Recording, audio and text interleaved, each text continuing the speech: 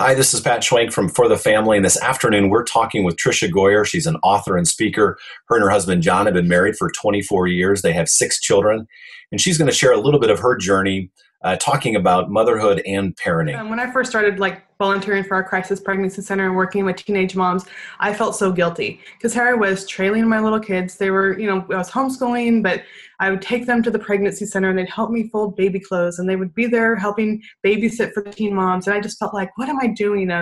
Totally, we should be at the park or we should be at piano lessons or all these things, which we did add in, those things too. But so much of the time was ministering to needy people. What I discovered, it really showed our kids what reaching out to people is all about, what serving is all about, what's loving is all about. And I look back now and say that was the best homeschooling, the best training I could have done with them was to see them, these are really needy people out there and we can do something to help them. We could point them to Christ. They've seen some young people just come to know Christ and are living amazing lives now, serving beside us as we work with other young people. But our kids were on the front row seat to all of that. And I think one of the things we think about is we build into this American dream that they have to have T-ball lessons and art lessons and all these activities. And one thing John and I really did is we focused on what's our priorities. And we picked 3 things. We picked family dinners.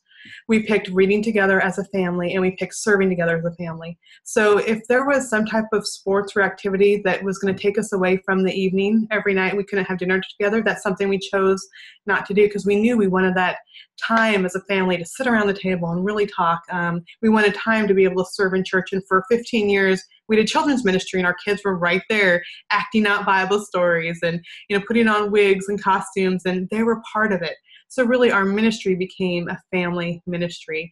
And it's amazing to see, like I mentioned, my daughter's a missionary in the Czech Republic. My son serves his wife and his kids. And then my 19-year-old, I remember one day he showed up at church and he was ushering a couple of people from our congregation that are blind.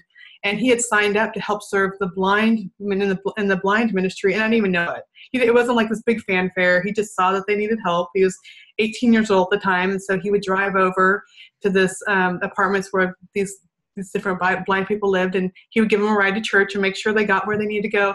And it showed me that our ministry that God wants us to do isn't just about us. For so many years, I thought, God is calling me to serve teen moms or calling me to serve in the crisis pregnancy center. It was really about God using me to show kids what his hands and feet looks like.